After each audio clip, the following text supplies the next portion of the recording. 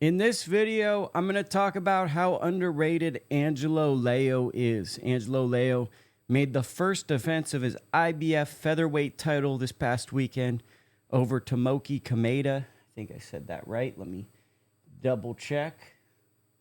Yeah, I said that perfectly. What made it interesting was he beat Alberto Lopez, Venado as some might know him, in his hometown to become the champion. In his first title defense, he goes to Japan, fights a rugged veteran who's severely underrated. Leo is a prime example that one loss doesn't define your career. Ironically, he used to be signed at one point to Mayweather Promotions, and Mayweather Promotions, Floyd Mayweather, went undefeated. And I think a lot of people hold fighters to Mayweather's standard, but Mayweather was a very unique fighter, a once-in-a-generation, maybe even a once-in-a-lifetime type fighter. Though Leo is not Floyd Mayweather, Leo is an outstanding fighter. He won a belt at 122 pounds, beating Tremaine Williams. He was a functional operator. Even though he lost to Stephen Fulton, he was competitive in the fight. And now he's rebuilt himself into a two-division champion and one of the more interesting guys in this division. So what is left for Angelo Leo in the sport? Well, I think that there's a true possibility that he's going to be potentially a three-division world champion. And beyond being a three-division world champion, I think that he embodies something that the sport often overlooks. A blue-collar boxer, a guy who picks up a loss. It's him and his dad. They never lose self-belief in the skills that they have. He wins a title. He goes to Japan because there's probably a bigger opportunity. Even though he's the champion, he goes on the road to defend his title. There's a blue-collar nature to Angelo Leo that's very refreshing in the modern era. Though when I'm thinking about like the awards race or something this year, no one's running away with Fighter of the Year. We got, if I were to say a mid-year award, it has to be like a David Benavidez comes to my mind first and foremost. Benavidez with that big win over David Morrell. But typically, the way Fighter of the Year is typically the guy that fights 2 or 3 times in 1 year. Leo just went to Japan. If he picks up another credible win, he's right in that race. And I think that the big thing in boxing right now is it feels like there's a lot of fights are built around hype.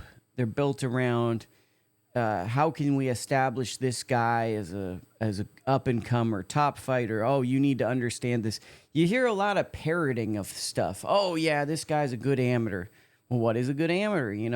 How would you define that? Is that winning tournaments? Is that sitting on your punches? Is that being avoidant and kind of tapping? Which people never say it, but they hear someone say it.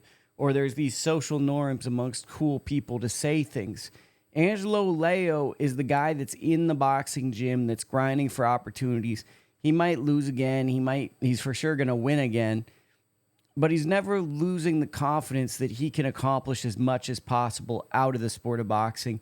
And I think that when you see him pick up a win in a very close, a tightly contested fight that honestly could have gone either way, he pulled it out.